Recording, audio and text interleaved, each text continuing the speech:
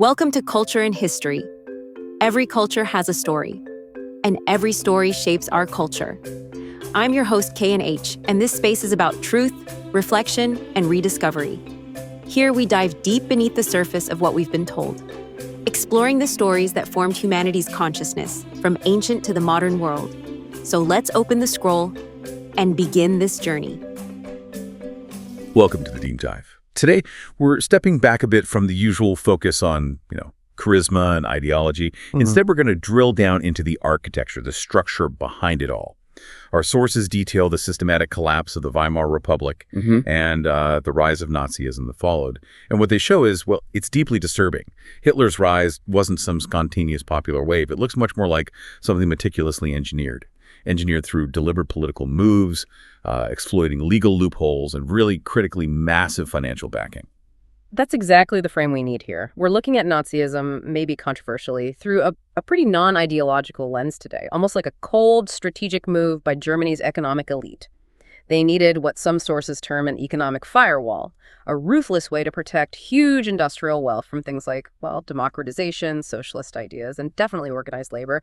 We're going to trace the precise steps, almost transactional, that let political instability and financial power fuse together. And that fusion created a dictatorship fully formed in what is, frankly, a terrifyingly short 6 months. And the detail that just jumps out right away, the thing that really underlines this idea of a transaction, not a revolution, it's this secret meeting, a meeting where Germany's corporate giants, essentially, they bought the regime they wanted. That's the scale of the power we're discussing.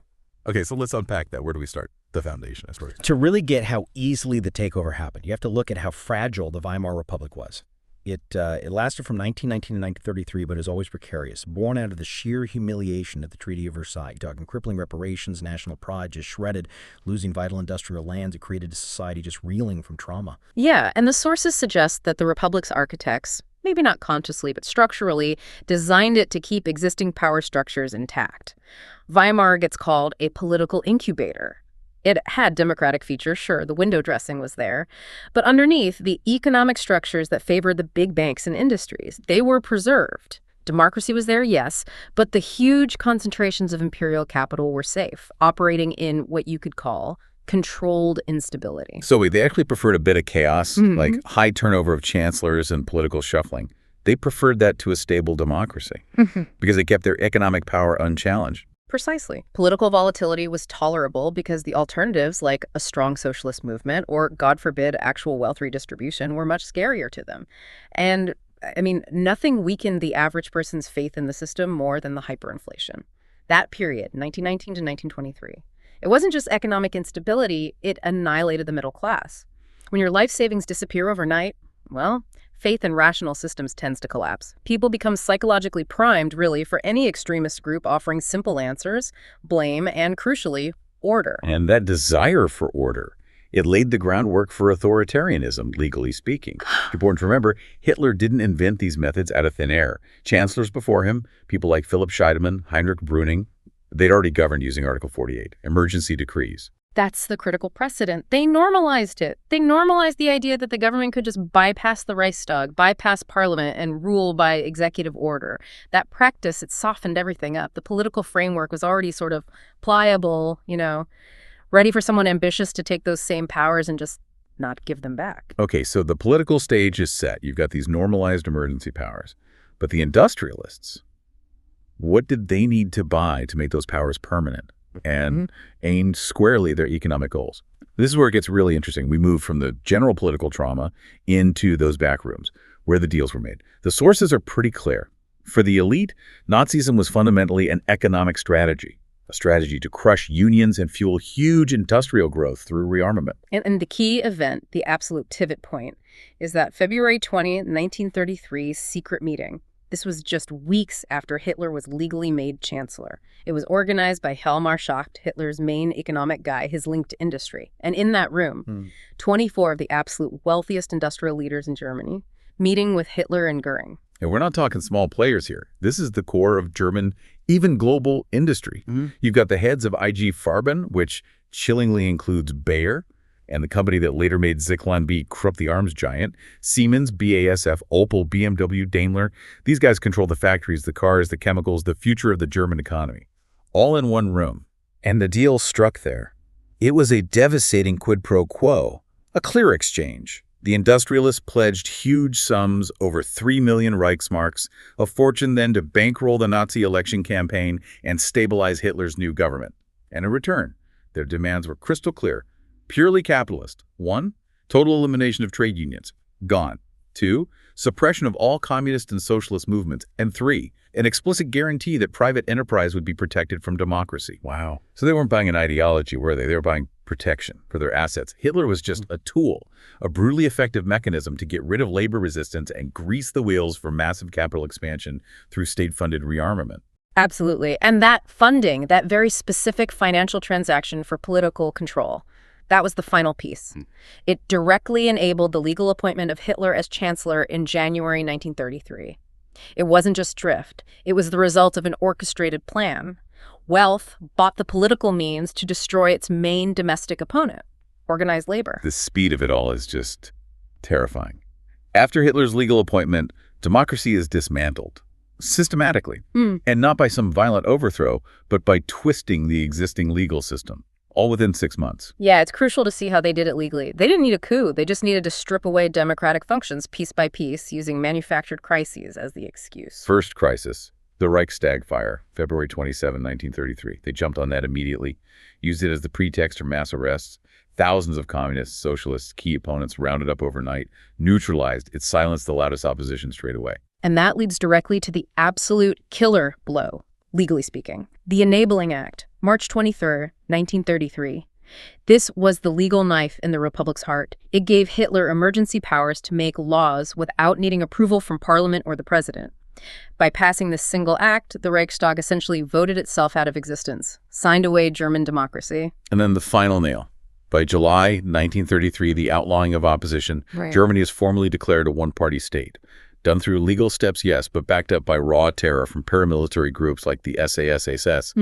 That ensured people stayed quiet, complied. What's really striking sociologically is how it worked. The widespread fear, yes, but also this deep societal exhaustion after years of chaos, economic, political. It created a sort of willingness, maybe a resignation among many people to accept this. They traded freedom for the promise of national recovery, stability, and that key word again, order. Okay, let's broaden the lens now. Because this wasn't just happening in a German bubble, we need to talk about the wider transnational architecture that allowed this. Our sources show Western finance, globally, didn't necessarily see Nazism as this horrific ideology, at least not initially, not from a business perspective. They treated it almost like an investment opportunity, which reveals this pattern of financial pragmatism, putting profit way ahead of any moral or political concerns. That pragmatism meant actively supplying the regime. We have to name names here. The international corporations providing essential resources, technology, often right up to the war, sometimes even during. We're talking about American giants, Ford Motor Company, General Motors, supplying vehicles, Coca-Cola, ITT, Kodak, Standard Oil, providing vital industrial goods, fuel, raw materials. They kept the German industrial machine humming. And the tech side is just sobering. Look at IBM. They provided the specialized punch card technology, the early data processing machines. The Nazis used that tech specifically for the census, for identifying and tracking Jewish populations systematically. And Ford's German subsidiary, producing military gear using forced labor. So Western tech and industry were directly involved in enabling the regime's darkest actions. And the banks. They acted as the neutral lubricant, keeping the money flowing. Major banks actively managed Nazi-linked accounts, helped move assets around the globe, effectively laundering them. American banks like Chase Bank, JP Morgan, Union Banking Corp, Brown Brothers, Harriman, they're all named in the sources as handling these flows. But the really damning part, institutionally, involves the Bank for International Settlements, BIS, based in Switzerland, ironically set up to handle German war reparations from World War I. The BIS became this crucial neutral pipeline for laundering Nazi gold, including gold brutally stolen from the central banks of countries they occupied, and even gold taken from concentration camp victims. Swiss banks, even the Bank of England, were implicated in moving this stolen wealth. It seems preserving international financial stability trumped any ethical considerations. And this financial continuity, that's maybe the most enduring point from these sources. Because the fall of Nazism in 45, it didn't actually dismantle the economic base that supported it. It just got rebranded. Companies like BMW, Porsche, Volkswagen, the successors to IG Farben companies that had profited hugely from Nazi contracts, and forced labor, they kept their structures. They kept their wealth. Often they kept their leaders or the families behind them. Yeah, the sources make it starkly clear. The post-war reconstruction of Europe, the so-called economic miracle, it was largely financed by the exact same families and banking institutions that had funded Hitler's rise in the first place, and then profited from the war economy. It shows this chilling continuity in the deep economic structure, cutting across national borders and political regimes. So what's the takeaway from this whole deep dive? I mean, where does it leave us? We've moved past simple ideology, haven't we? We see Hitler's rise as the systematic, almost logical outcome of a particular financial ecosystem. An ecosystem that weaponized nationalism, used propaganda brilliantly, exploited democracy's weak points, all to resurrect a brutal, unchecked form of imperial capitalism, designed to crush labor, maximize profit. The lesson, perhaps the enduring one, is that private capital, especially when it operates without strong ethical checks, without real accountability, it has the power to essentially select and fund the political forces that best serve its economic interests, whatever the human cost. That's a powerful reframe. It suggests World War II wasn't just about geopolitics or ideology. Our sources argue it was also a massive corporate and psychological experiment, an experiment in managing mass belief, using debt, propaganda, and carefully engineered fear as the main tools. Which leaves us, and you listening, with a pretty provocative question to think about. If that system back then prioritized emotional narratives and profit over verifiable truth, what systems today might be using similar tactics, managing our beliefs through manufactured outrage, emotional stories, economic anxieties, and how might that structure our political future? Something to mull over. Thank you for joining us on this deep dive into the financial architecture of tyranny. In the end, every story is more than history. It's energy, vibration, and memory. What we remember determines who we become. This is Culture and History, his story. Join me next time as we trace the journey of culture and history of humanity. Until then, reflect on your story, because humanity's culture depends on it.